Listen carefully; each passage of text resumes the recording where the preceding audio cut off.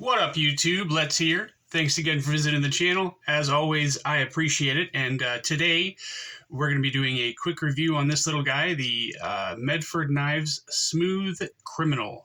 This is the manual version. This is the only Medford that I own because it's the only Medford that I can afford so far. I think most people in the community are aware that Medford knives are very, very expensive. But they are worth the price, and there is some, what's the word I'm looking for? There's some controversy around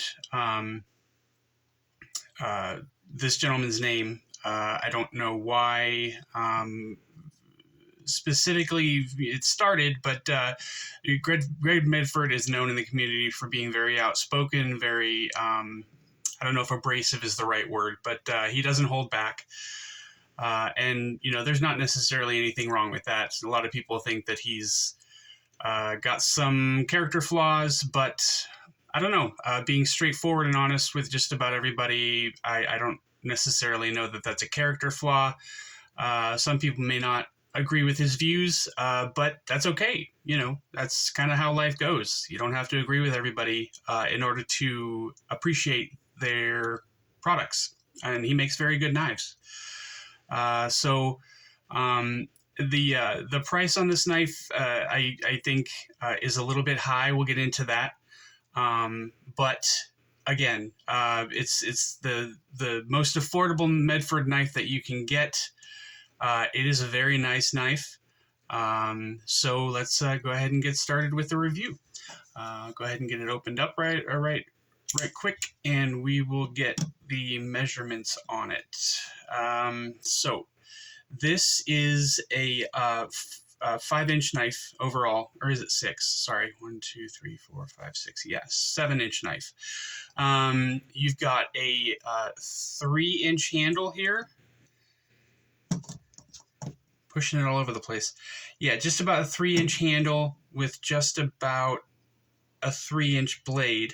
Let me make sure I'm measuring that right. 1, 2, 3, 4, 5, 6, 7. 1, 2, 3, 4. 4-inch handle. I'm an idiot. I just learned to count, guys. I apologize. Okay, so 4-inch handle, 3-inch blade, just about a 2.85-inch cutting edge, I think it is. And we'll do some size comparisons up against compared to the Ontario Rat 1, obviously going to be a lot smaller than that guy. The Rat 2, I think, is a little bit bigger. Yeah, just a hair bigger than the Smooth Criminal. The Demco knives, compared to the, I don't know why I keep saying that, compared to the AD20S, it's going to be obviously quite a bit bigger than the Medford Smooth Criminal. And the 20.5 is going to be a little bit bigger as well, by about a 1/2 inch, it looks like. Spyderco knives up next. You've got the Paramilitary 2, which is obviously going to be quite a bit bigger than this guy.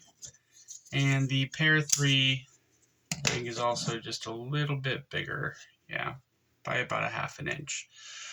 Carry profile. This is a smaller knife, but it's definitely got some presence to it. When you look at the thickness of it, it's a small knife, but it's a chunky little boy. Obviously, it's going to be smaller in length than both of these knives when they're closed, and the thickness on it is going to be a little bit thicker than the Par 3. And the height is going to be a little bit shorter than the Par 3 as well. So it's nowhere near as tall as the Par 3. Okay. Weight on this guy. Let's see if it's still set on. Okay, good. So we're still zeroed out. This knife weighs 3.6 ounces. Let's try that again without the pocket clip. 3.6 ounces. Last but not least, the blade stock thickness. Let's zero it out. So that is about 148 thousandths. Yeah, about 148 thousandths. Okay. The hardware on this guy, this is a little bit of a weird knife when it comes to the hardware. You are going to have a T30 on the pivot. If you don't believe me, I totally understand. I didn't believe myself either when I saw that. But yeah, so this is a T30. I don't know if you can read that or not. But that fits the pivot on both sides. Right there. And there. So yeah, the pivot on this guy is quite a big Torx bit. The other pieces here, these are going to be T10s.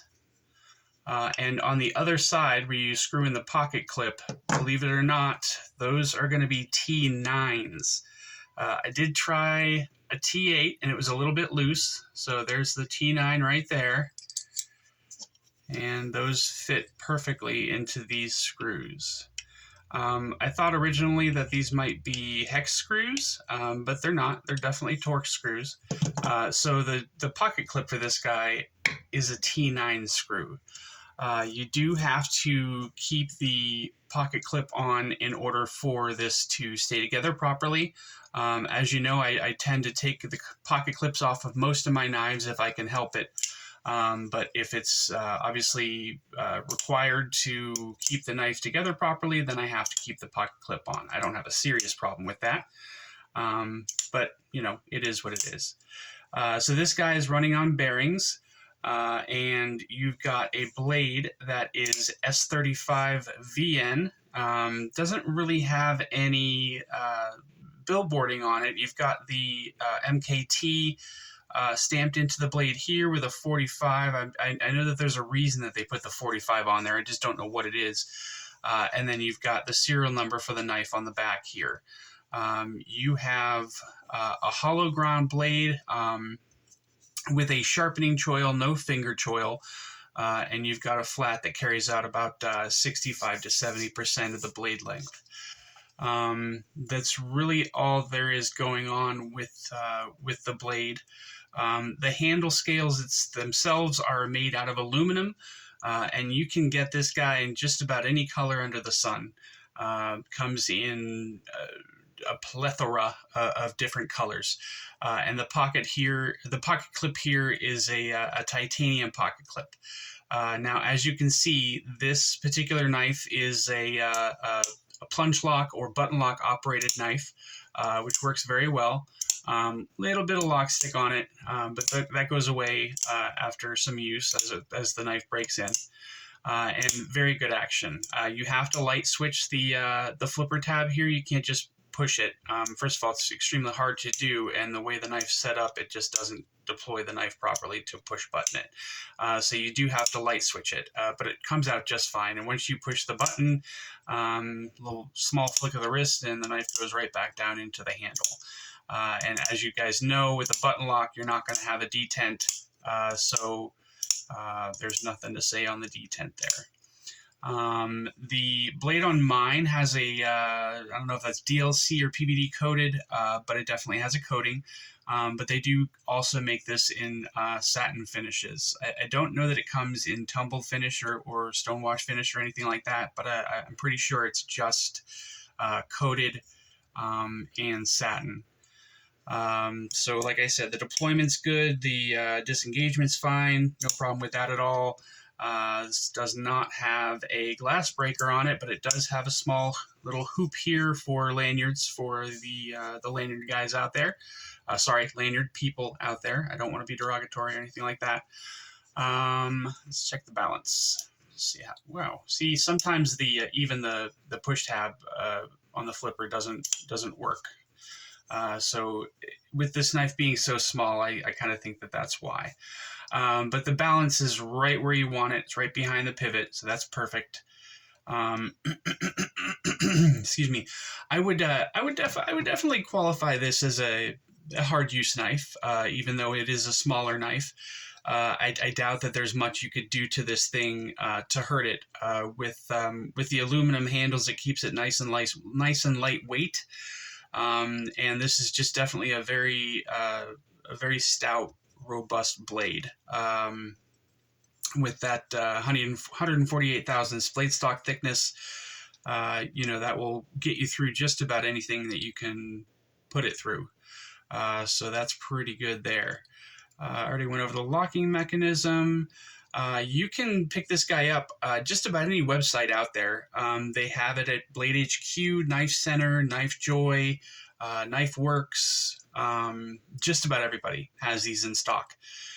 They do have this in an automatic version, but I don't know if the automatics are available right now. As I said, it is a little bit of an expensive knife. It retails for about $360 or $375. But you can get this guy on KnifeWorks, I believe it is, for $290, which is like, I think it's like 70 or 80 bucks cheaper than just about anywhere else that you can get it. So I will definitely link this guy at the bottom of the description, where you can get it on KnifeWorks. And again, that's the cheapest site that I found it on. Everybody else has it for about $365 to $370 for this guy.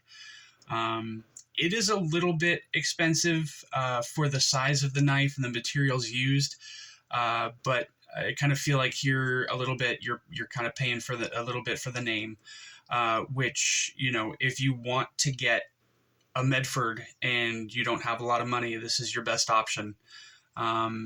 But like I said, as it is a smaller knife, I can still get a full 4-finger grip on this guy with no problem at all. Still got a little bit there hanging out of the pinky. But you still got just about a 3-inch blade here. I think it's 2.85. So that's a good enough knife. If you want a Medford and you want to be able to carry it every day, this will do what you need it to do. Just about anything that you can put it through, I'm sure it would tolerate that. It also has an aluminum backspacer here, which holds on to that loop for the lanyard. But yeah, I like this knife a lot. I don't carry it very much, but it's fun to fidget with, and it's just a nice little knife to have. I wouldn't take it out if I were going out into the woods for a week or two, bushcrafting or whatever you want to call it, I don't know that I would carry this with me, but for everyday use, this will get it done. I definitely like this knife a lot.